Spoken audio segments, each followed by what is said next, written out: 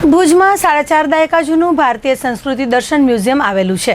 આ મ્યુઝિયમમાં આખા કચ્છની ઝલક ખૂબ જ સુંદર રીતે દર્શાવેલ છે। આ મ્યુઝિયમમાં કચ્છની કલા અને સંસ્કૃતિના દર્શન ખૂબ જ સુંદર રીતે થાય છે। અહીં વર્ષો જૂના અશ્મિઓ પણ રાખવામાં આવ્યા છે। આ મ્યુઝિયમ સ્વર્ગસ્થ રામસિંહ રાઠોડ દ્વારા પ્રસ્થાપિત થયેલું છે।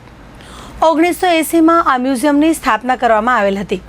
આ મ્યુઝિયમમાં આખા કચ્છની માહિતી છે અને આર્ટ ગેલેરી લોકોના આકર્ષણનું કેન્દ્ર છે। કમાઘરી ચિત્રકળામાં રચાયેલું રામાયણ સૌને આકર્ષે છે। આ ઉપરાંત લખપત તાલુકાના ઝુલરાઈ ગામથી મગરના 4.5 કરોડ વર્ષ જૂના અશ્મિઓ અમેરિકન ભૂસ્તરશાસ્ત્રીને મળી આવતા તેમણે એ અશ્મિઓ કચ્છ સંસ્કૃતિ દર્શન મ્યુઝિયમને ભેટ આપ્યા હતા। આ અમેરિકન ભૂસ્તરશાસ્ત્રી ડૉક્ટર હેન્સ છેલ્લા 14 વર્ષથી દર વર્ષે કચ્છનો ભૂસ્તરીય અભ્યાસ કરવા માટે આવે છે। તેમના જણાવ્યા મુજબ સમગ્ર દુનિયામાં મોટા મગરના અશ્મિઓ બહુ જૂજ જોવા મળે છે। આ મળી આવેલા મગરનું અશ્મિ ખૂબ જ મોટું છે કે તેની નીચેનું જડબું જ 1 મીટર લાંબુ છે અને આખું શરીર અંદાજે 12 મીટર લાંબુ જણાયું હતું, જેમાં હાડપિંજરના કરોડરજ્જુ અને હાડકાના ટુકડા મળી આવેલા છે। અહીંના ક્યુરેટર પદે કાર્યરત નીતાબેન જોશી જણાવે છે કે કચ્છના ભચાઉ તાલુકાના મેડીસર પાસેથી દુનિયાનું સૌથી જૂનું અને પ્રાચીન જીવાશ્મી કોલિસિરાસ મળી આવ્યું હતું। ભારતીય સંસ્કૃતિ દર્શન મ્યુઝિયમમાં 55 સેન્ટીમીટરનું 12 કરોડ વર્ષ જૂનું એમોનાઇટ્સ અશ્મિ પણ જોવા મળે છે। વિવિધ પ્રાચીન અર્વાચીન વસ્તુઓ આ મ્યુઝિયમમાં જોવા મળે છે। ગાગરમાં સાગર સમાન કચ્છની સંસ્કૃતિને ઉજાગર કરતા આ મ્યુઝિયમની મુલાકાતે ઘણા પ્રવાસીઓ, સ્થાનિક લોકો, શાળા કોલેજના વિદ્યાર્થીઓ પણ આવે છે। મ્યુઝિયમના ક્યુરેટર નીતાબેન જોશીએ ચંચળ ન્યૂઝ સાથે વાત કરી હતી। મારું નામ નીતા કિશોર જોશી છે અને હું 1995થી આ મ્યુઝિયમમાં ક્યુરેટર પદે સેવા આપી રહી છું। આ મ્યુઝિયમ કલેક્ટર ઓફિસની બાજુમાં અને કોલેજ રોડ પાસેથી જઈએ તો તાલુકા પંચાયતની બાજુમાં આ મ્યુઝિયમ આવેલું છે અને ભુજમાં આ મ્યુઝિયમ બહુ જ જૂનું મ્યુઝિયમ છે અને એની ઐતિહાસિક રીતે કહેવા જઈએ તો આ મ્યુઝિયમ એક જ વ્યક્તિએ બનાવ્યું છે, મિસ્ટર રામસિંહજી રાઠોડ સાહેબે। એમણે પોતાની ગ્રેજ્યુએટી પેન્શન બધું જ આ મ્યુઝિયમમાં નાખી અને આ મ્યુઝિયમ એકલા હાથે ઊભું કરેલું છે। જેમ પૂનાનું કેલકર મ્યુઝિયમ હોય તેમ કચ્છમાં રામસિંહજીભાઈનું આ એકલા હાથનું સર્જન છે। આ મ્યુઝિયમ છે એ આખા કચ્છની માહિતી આ મ્યુઝિયમમાં જોવા મળે છે। જ્યારે જે તે વખતે એમણે જ્યારે મ્યુઝિયમ સ્થાપ્યું 1980માં અને ઉમાશંકર જોશીના વરદ હસ્તે આ મ્યુઝિયમનું સ્થાપન થયું હતું અને ગુરુ પંચમીના દિવસે, એટલે કે આ મ્યુઝિયમ ભારત પચ્છમ અચ્છો કચ્છ એ ઉમાશંકરભાઈ જોશીએ ઉદ્ઘાટન સમયે એમણે આ લોગો આપીને આ મ્યુઝિયમની સ્થાપના કરી હતી।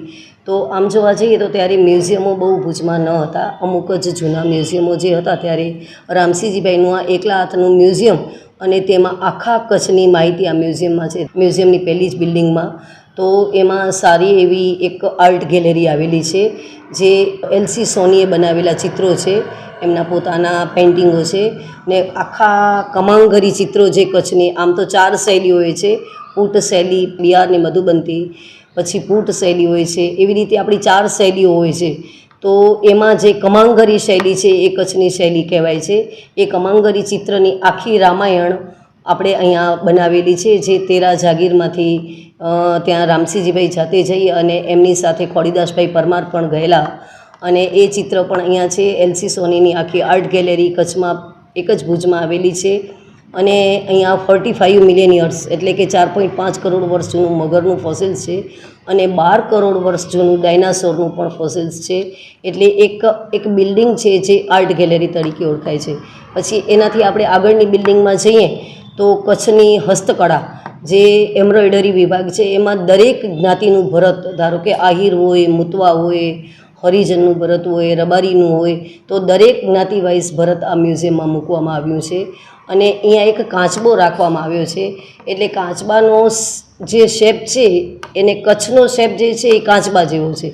એ કચ્છના નકશાને તમે ઉલટાવો તો એ કાચબા જેવો શેપ આપશે। તો ઐતિહાસિક સ્ટોરી પ્રમાણે ઘણી વાત આગળ છે, પણ કાચબો ક્યારેક પાણીની અંદર અને પાણીની બહાર, એમ કચ્છ પણ ક્યારેક પાણીની અંદર અને ક્યારેક પાણીની બહાર।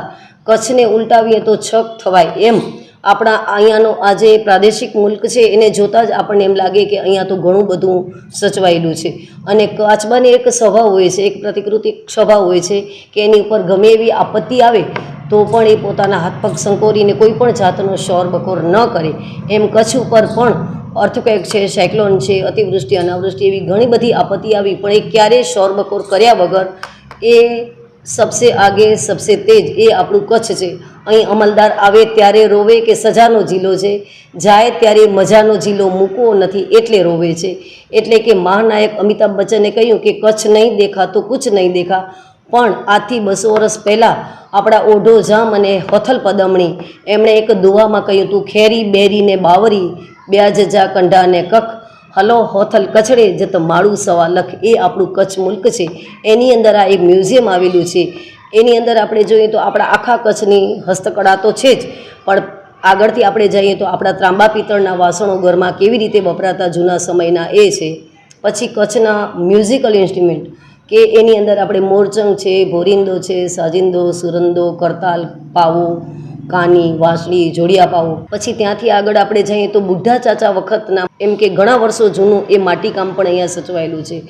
ધોળાવીરાના ઓરિજિનલ અવશેષો પણ અહીંયા મૂકવામાં આવ્યા છે. તો કચ્છનું નિરોણાનું લેકર વર્ક જે લાખ વર્ક કહેવાય છે તે પણ અહીં મૂકવામાં આવ્યું છે. અહીં આપણે અત્યારે જ કલા તીર્થ જે રોઝાલબા તનાના હસબન્ડ પ્રદ્યુમન તના વિશેનું જે આ પુસ્તક બહાર પાડ્યું, તો એ પ્રદ્યુમન તનાનું પણ એક ચાકડો અહીં મૂકવામાં આવેલો છે. અને જે મેટી અને ઊન ઉપર સરસ મજાનું એ આખો ચાકડો અહીંયા મૂકવામાં આવે છે. પછી જૂના આપણા ટાઈપરાઇટરોને એ બધું શું હતું, આપણે કેવી મશીનો વાપરતા, કેવી ફોટોગ્રાફી, અત્યારે તો આધુનિક બધું છે, પણ ત્યારે ટાંચા સાધનોની વચ્ચે આપણે કેમ બધું કામ ચલાવતા એની પણ માહિતી છે. ઉપરાંત અહીં આપણે ગાંધીજીનો પત્ર મારા મેરાલી ઉપર લખવામાં આવ્યો છે, એ પણ મૂકવામાં આવ્યો છે.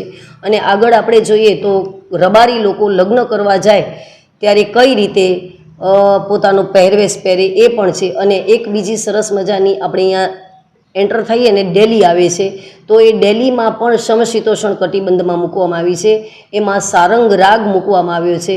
તો સારંગ એટલે એક રબારી લોકો એમાં મરસીઓ પણ એમાં ગાય અને લગ્ન ગીત પણ એમાં જ ગાય. એટલે કે આ આપણને એક આપણે અભણ જ્ઞાતિ કહીએ છીએ, પણ છતાંય આપણને ઘણું બધું શીખવી જાય છે કે સુખ અને દુઃખ એ બંને સમાન મહત્ત્વ દર્શાવે તો એ વ્યક્તિ ક્યારેય પણ દુઃખનો અહેસાસ કરતી નથી.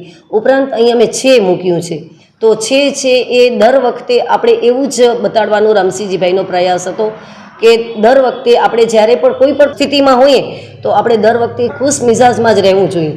એટલે કે રામસિંહજીભાઈ નથી છતાં પણ અત્યારે મ્યુઝિયમ છે અને એનામાં પધાર્યા છો, તો એ આપના માધ્યમથી પણ હું એ જ કહેવા માગું છું કે જે વ્યક્તિ છે એમાં જીવે છે એનું સર્વ સુંદર છે. એ ભૂતકાળ આપણા હાથમાં નથી, ભવિષ્યકાળ પણ આપણા હાથમાં નથી. આપણા હાથમાં માત્ર આપણું વર્તમાન છે, અને જેનું વર્તમાન સુંદર એનું સર્વ સુંદર. એટલે અહીં છે મૂક્યું છે.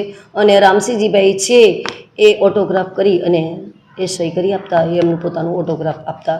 તો આ મ્યુઝિયમમાં એક જ મ્યુઝિયમમાં ઘણું બધું છે. ત્યાંથી આપણે આગળ જઈએ તો એ આપણે કચ્છિયત કમઠા એટલે કે ગામડું કેવું હોય તો એ બતાડવાનો એમણે પ્રયાસ કર્યો છે કે ચોરો, ચબૂતરો ને હોજ. તો એ રીતે આપણે જે ચોરો હોય એને ગામજો ચોરો કહેવાય કચ્છીમાં. તો એમાં લગ્ન કરવા હોય તો પણ એમાં જ સમાજના રીતે થતા, અને વિચ્છેદ તો બહુ ઓછું જ થતું, મોટાઓ સાચવી લેતા, પણ એ પણ એમાં જ નિર્ણયો લેવાતા. ત્યારે કોર્ટ કે એવું કાંઈ ન હતું. અને આગળ આપણે જોવા જઈએ તો એક માટી કલાનો એક કેસર ચોરો મૂકવામાં આવ્યો છે. એમાં જન્મથી મૃત્યુ પર્યંત માણસ માટી સાથે સંકળાયેલો છે એ દર્શાવવાનો પ્રયત્ન કર્યો છે કે આખર માણસ માટીમાં પંચમહાભૂતમાં વિલીન થાય છે. અને ત્યાં કચ્છના રણનું પણ અમે એક ડેમોન્સ્ટ્રેશન કરેલું છે. કચ્છના રબારી લોકો અને હરિજન લોકો એને પહેલાં મેઘવાલ કહેવામાં આવતા. તો એ શા માટે કહેવામાં આવતા કે જે વ્યક્તિ મેઘને પણ વાળી શકે એટલી એમનામાં તાકાત હતી એ કોમના, એટલે એને મેઘવાલ કહેવામાં આવ્યા. એમની જ્ઞાતિનો પણ ભૂંગો છે, રબારી લોકોનો પણ ભૂંગો છે. અને અહીંયા કાષ્ઠકલાની સારામાં સારી વસ્તુઓ મૂકવામાં આવી છે, પ્રદર્શિત નમૂનાઓ કરવામાં આવ્યા છે. એમાં કચ્છથી એ કન્યાકુમારી, કાશ્મીરથી કન્યાકુમારી સુધીના જેને એક કોટીઓ વાણ કહેવામાં આવતું માંડવીનું, એના 108 લાકડાનું એ વાણ બનાવવામાં આવ્યું છે. પાલીમાની ઘંટીને એ મૂકવામાં આવ્યું છે. સરસ મજાના કચ્છના કાષ્ઠકલાના નમૂનાઓ મૂકવામાં આવ્યા છે. ત્યાંથી આગળ આપણે જઈએ તો સોલંકી યુગની 9મા સૈકાની એક શિલ્પ સ્થાપત્યની મૂર્તિઓ પણ અહીં મૂકવામાં આવી છે. અત્યારે આપણે માટલું જે કહીએ છીએ કે પહેલાં આપણે માટલાનું જ પાણી પીતા, તો એ એક તુલસી પરબ મૂકવામાં આવ્યું છે કે આરોથી પણ એ સ્વસ્થ અને સુંદર, એટલે કે આમ જોવા જઈએ તો આખું કચ્છ આ મ્યુઝિયમની અંદર દર્શાવવામાં આવ્યું છે. કોરોના કાળ દરમિયાન બહુ જ બધા જ મ્યુઝિયમોને આ પરિસ્થિતિનો સામનો કરવો પડ્યો હતો, એમ અમને પણ કરવું પડ્યું હતું. પણ તેની પાછળ ધીમે ધીમે એ પરિસ્થિતિમાંથી બધા મ્યુઝિયમની જેમ આ પણ મ્યુઝિયમ બહાર આવેલું છે. અને અહીં ઓક્ટોબર, નવેમ્બર, ડિસેમ્બર, જાન્યુઆરી જ્યારે રણોત્સવની સિઝન હોય છે ત્યારે અહીંયા ખૂબ જ પ્રવાસીઓ અને નાના બાળકો, પ્રવાસના બાળકો, કોલેજના બાળકો બધા જ મુલાકાતીઓ અહીં આવી જાય છે. G20ના પણ જેટલા અમુક મુલાકાતીઓ હતા એ પણ આ મ્યુઝિયમની મુલાકાત લીધેલી છે. એટલે કે વર્ષ દરમિયાન જ્યારે શિયાળાની સિઝન હોય છે, જ્યારે રણોત્સવની સિઝન હોય છે ત્યારે અહીંયા સારી એવી પ્રવાસીઓની આવું હોય છે. પછી ધીમે ધીમે વેકેશન હોય છે ત્યારે હોય છે, અથવા તો ગરમીના દરમિયાનમાં થોડુંક ઓછું રહે છે. બાકી આ મ્યુઝિયમમાં બધા પ્રવાસીઓ કચ્છની મુલાકાતે આવે છે એટલે આ જરૂર આ મ્યુઝિયમની મુલાકાત લે છે, કારણ કે એ રોડ ઉપર જ આવેલું મ્યુઝિયમ છે એટલે એ હિસાબથી પણ આ મ્યુઝિયમની મુલાકાત લે છે.